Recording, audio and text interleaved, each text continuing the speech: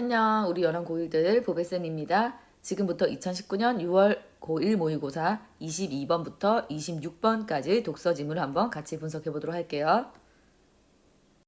1문단입니다. 현대 산업사회에서는 주로 대량 생산이 이루어지기 때문에 그 과정에서 결함 상품이 발생하고 이에 따라 소비자의 피해도 발생하게 됩니다.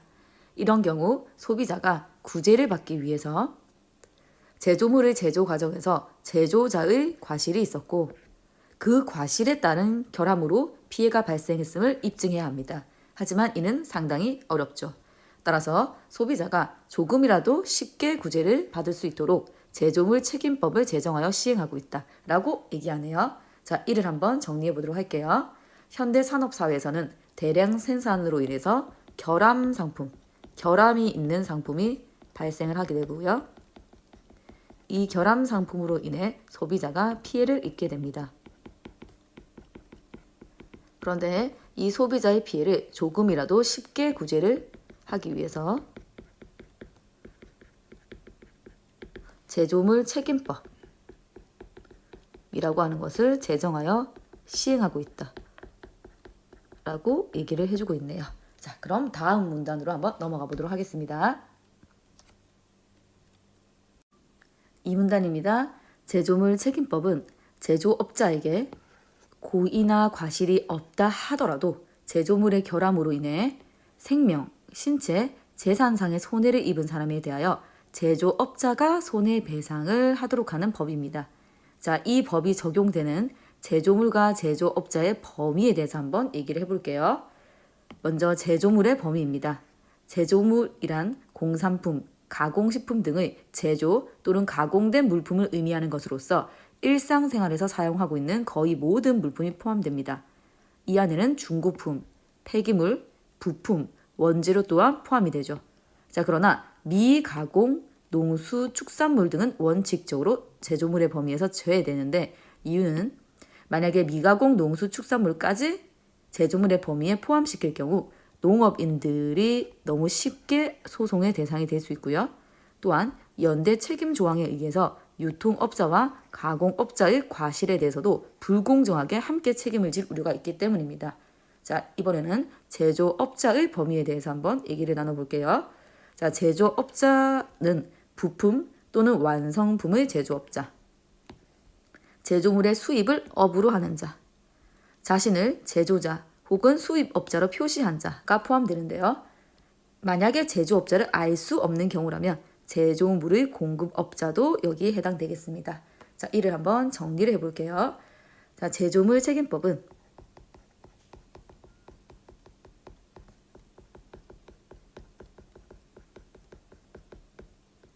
제조업자에게 고의나 과실이 없다 하더라도 결함으로 피해를 입은 자에게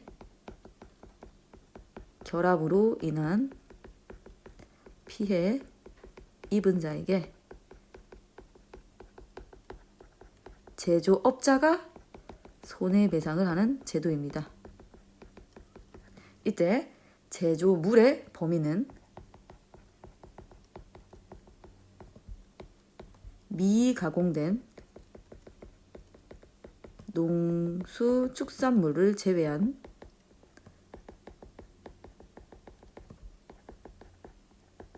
거의 모든 물품이 제조물 안에 포함되겠습니다.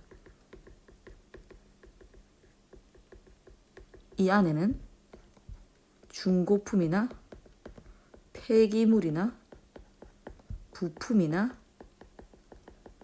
원재료까지 포함됩니다. 자, 그런데 미가공된 농수축산물을 제조물의 범위에서 제외한 이유는 뭐 때문이었죠?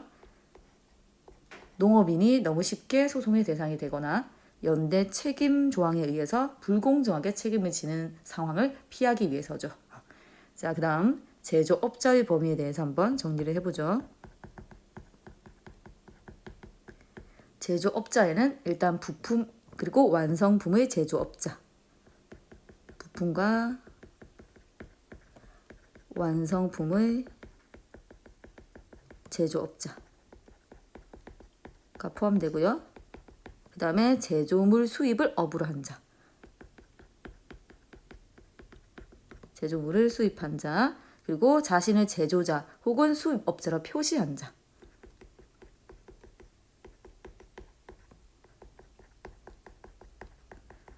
업자로 표시한 자.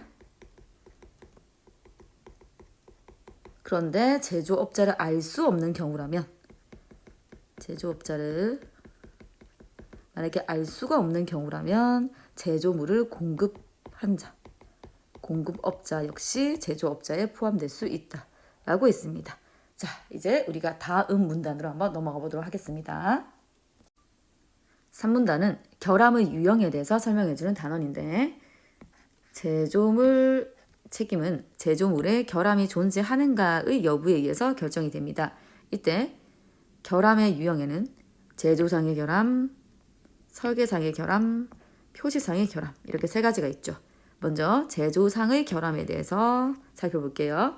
제조상의 결함이란 제조업자가 제조 또는 가공상의 주의 의무를 이행하였음에도 불구하고 제조물이 원래 의도한 설계와 다르게 제조 또는 가공됨으로써 안전하지 못하게 된 경우를 말하는 것이고요.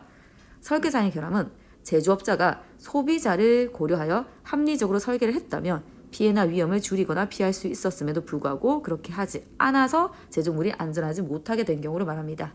마지막으로 표시상의 결함은 제조업자가 합리적인 설명, 지시, 경고 또는 그 밖의 표시를 하였더라면 해당 제조물에 의한 피해나 위험을 줄일 수 있었음에도 불구하고 그렇게 하지 않은 경우를 말하는 것이죠.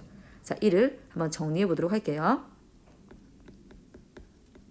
결함의 유형에는 첫 번째, 제조상의 결함.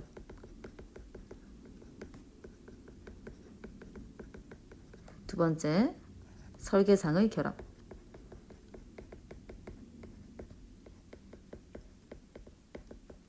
세 번째, 표시상의 결함이 있습니다.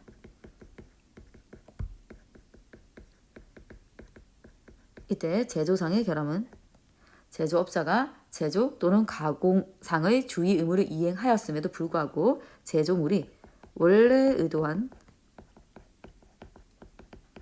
설계와 다르게 제조 또는 가공됨으로써 제품이 안전하지 못하게 된 경우를 말하는 것이죠. 자, 설계상의 결함은 소비자를 배려한 설계를 하였더라면 안전할 수 있었음에도 불구하고 소비자를 배려한 설계를 하지 않음으로써 안전하지 못하게 된 경우를 말하는 것이고요. 표시상의 결함은 어떤 피해나 위험을 합리적으로 설명, 지시, 경고, 표시했더라면 피해나 위험을 줄일 수 있었는데 그렇게 하지 않음으로써 어떤 피해나 위험이 발생한 경우를 말합니다. 자, 이제 4문단으로 한번 넘어가 보도록 하겠습니다. 4문단입니다. 피해자가 제조업자에게 손해배상을 청구하려면 일반적으로 제조물의 결함 사실과, 그러니까 제조물의 결함이 있다라는 사실과 소비자가 손해를 입었다는 사실, 그리고 제조물의 결함 때문에 그 손해가 발생했다는, 즉 제조물의 결함과 손해 발생의 인과관계를 입증해야 합니다. 하지만 소비자의 입장에서 이를 입증하는 것은 쉽지 않죠. 전문적인 지식이 필요하니까요. 자, 따라서 제조물 책임법은 소비자가 제조물을 통상적인 방법으로, 그러니까 일반적인 방법으로 사용하다가 사고가 발생했다라는 사실만 입증할 수 있다면 제조물 자체에 결함이 있고 그 결함으로 인해 피해가 발생한 것으로 추정하도록 하고 있습니다. 그러니까 조금 더 구제를 쉽게 받을 수 있도록 하고 있는 것이죠. 자, 이를 한번 정리해 보도록 할게요. 피해자가 제조업자에게 손해배상을 청구하기 위해서는 손해배상을 청구해야만 손해배상을 받을 수가 있겠죠. 청구하려면 제조물에 결함이 있다는 사실, 그리고 소비자에게 손해가 발생했다는 사실. 그런데 그 손해는 제조물의 결함 때문에 발생한 손해다 라고 하는 제조물의 결함과 손해 발생의 인과관계를 입증해야 됩니다. 하지만 이는 쉽지가 않다라는 얘기죠. 따라서 제조물 책임법은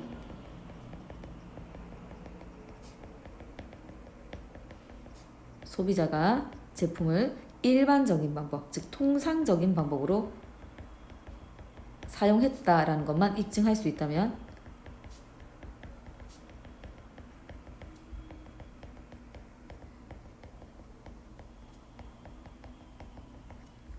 뭘 인정해주겠다. 제조물에 결함이 있고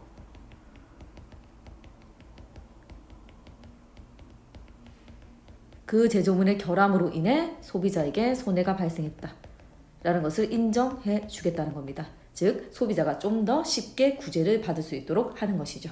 자, 이게 이해가 됐다면 자, 다음 문단을 한번 살펴보도록 할게요. 5문단에서는 제조물의 결함으로 손해가 발생했을 때 제조업자가 그 손해배상 책임을 면할 수 있는 경우에 대해서 설명되어 있는데요. 제조업자는 다음 중 하나를 입증하게 되면 손해배상 책임을 면할 수 있습니다. 첫째, 제조업자가 해당 제조물을 공급하지 않았다라는 사실을 입증하거나, 둘째, 제조업자가 해당 제조물을 공급했을 때의 과학 기술 수준으로는 결함의 존재를 발견할 수 없었다라는 것을 입증하거나, 셋째, 제조업자가 해당 제조물을 공급할 당시의 법령이 정하는 기준을 준수함으로써 제조물의 결함이 발생했다라는 것을 입증하면 제조업자가 손해배상 책임을 면할 수 있습니다. 자, 그리고 원재료 또는 부품 제조업자의 경우 해당 원재료와 부품을 사용한 제조물 제조업자의 설계 또는 제작에 관한 지시로 인해 결함이 발생하였다는 것을 입증한다면 손해배상 책임을 면할 수 있죠. 자, 그런데 이런 면책 사유에 해당하더라도 제조업자가 제조물의 결함을 알면서도 적절한 피해 예방 조치를 하지 않았거나 주의를 기울였다면 충분히 알 수 있었을 결함을 부주의로 발견하지 못한 경우에는 책임을 피할 수 없다라고 하네요. 자, 이를 한번 정리해 보도록 할게요. 제조물의 결함으로 손해가 발생했을 때 손해배상을 해야 되는데 이 손해배상의 책임을 면책받을 수 있는 경우가 있습니다. 자, 제조업자의 경우에는 다음 세 가지 중 하나를 입증하면 되죠. 첫 번째, 제조업자가 해당 제조물을 공급하지 않았다라는 사실.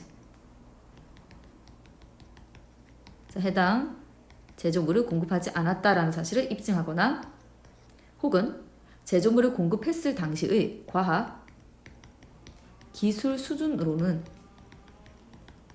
도저히 결함을 발견할 수 없었다라는 것을 입증하거나, 혹은 제조물을 공급했을 당시의 법령 기준을 준수함으로써 제조물에 결함이 발생했다는 사실을 입증한다면 손해배상 책임을 면책받을 수 있습니다. 자, 그리고 원재료 또는 부품 제조업자의 경우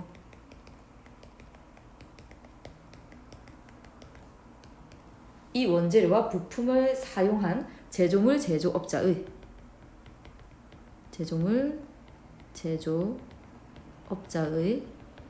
설계나 지시로 인해서 결함이 발생했다 라는 것을 입증한다면 손해배상 책임을 면책받을 수 있습니다. 자, 그런데 이런 면책 사유에 해당하더라도 제조업자가 제조물의 결함을 알면서도, 즉 결함을 인지했음에도 불구하고 적절한 예방 조치를 취하지 않은 경우, 자, 그리고 조금만 주의를 기울였다면 발견할 수 있었을 결함을 부주의로 발견하지 못한 경우, 자, 이런 경우에는 책임을 피할 수 없다라고 하네요. 자, 이제 마지막 문단으로 한번 넘어가 보도록 하겠습니다. 마지막 문단은 손해배상의 범위에 대한 설명입니다. 제조물 책임법에 따른 제조업자의 배상 의무는 피해자의 생명, 신체 또는 재산상의 손해에 한정되고요. 결함이 있는 제조물 그 자체는 민법에 따라 유통업자나 판매업자에게 구제를 받아야 됩니다. 예를 들어서 결함이 있는 녹즙기로 손을 다쳤을 경우 치료비 그 자체는 제조업자에게 배상을 받고 불량품인 녹즙기, 즉 제조물 그 자체는 판매업자에게 환불을 받아야 되는 것이죠. 자, 이를 한번 정리해 보도록 하겠습니다. 자, 제조업자의 손해배상의 범위는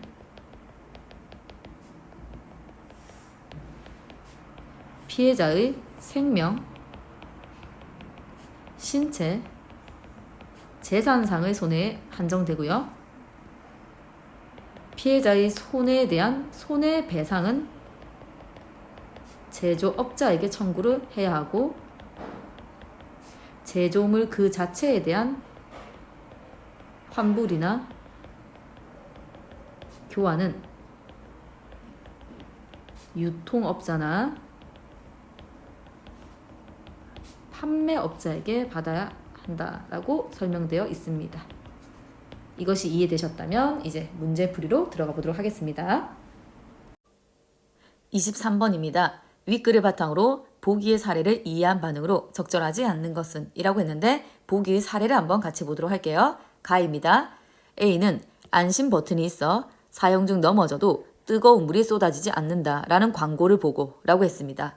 안심 버튼이 있어서 전기 주전자가 넘어지더라도 뜨거운 물이 쏟아지지 않게 설계된 것이죠. 자, 이 제품의 제조업자는 B사고요. 판매업자는 C마트입니다. 자, 그러나 물을 끓이던 도중 B사의 전기 주전자가 넘어졌습니다. 자, B사의 전기 주전자가 넘어져 쏟아진 물에 생후 8개월 된 딸이 양팔에 화상을 입었죠. 자, 그러면 원래는 안심 버튼이 있어서 주전자가 넘어져도 뜨거운 물이 쏟아지지 않게 설계되었으나 그 설계와는 다르게 제품이 제조된 것이죠. 이는 제조상의 결함입니다.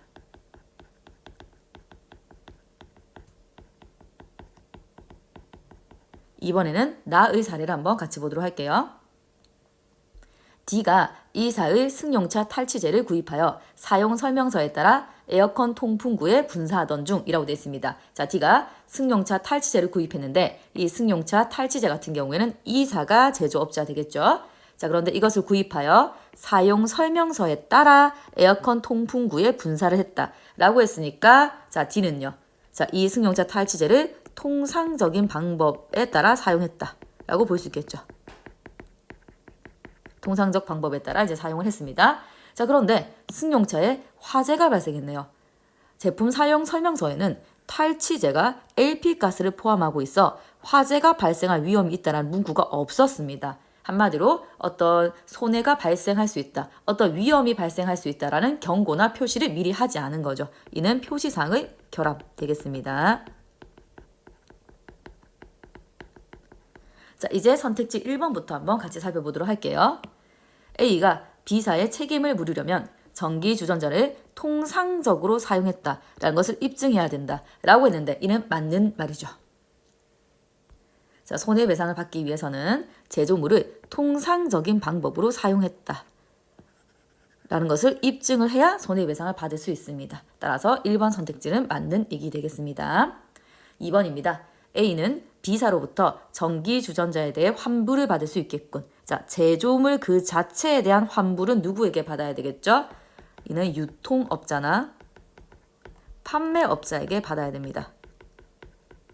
자, 그런데 이 전기 주전자의 판매업자는 C마트죠. 따라서 B사로부터 지금 제품 그 자체에 대한 환불을 받을 수 없고요. 왜냐하면 B사는 제조업자이기 때문에 전기 주전자에 대한 환불은 유통업자나 판매업자, 즉 C마트에게 받아야 되는 것입니다. 따라서 2번이 잘못되었기 때문에 2번이 답이고요.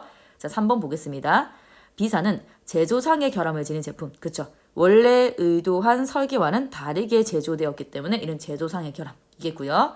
자, 4번 선택지입니다. D는 승용차의 화재로 인해 발생한 피해에 대해 E사에게 손해배상을 청구할 수 있겠군. 자, 손해배상은 누구에게 청구하는 거죠? 제조업자에게 청구하는 거죠. 근데 이 승용차 탈취제를 제조한 제조업자가 E사니까 E사에게 손해배상 청구. 맞는 얘기입니다. 자, 선택지 5번입니다. E사가 제조한 승용차 탈취제는 표시상의 결함. 그렇죠. 어떤 위험이 발생할 수 있다라는 어떤 지시, 경고, 표시를 하지 않았기 때문에 이는 표시상의 결함 맞겠습니다. 자, 이거 이해되셨다면 이제 다음 문제로 한번 넘어가 보도록 하겠습니다. 24번입니다. 가와 보기의 나를 비교한 것으로 적절하지 않은 것은 이라고 했는데 이때 가는 제조물 책임법을 말하는 것이고요.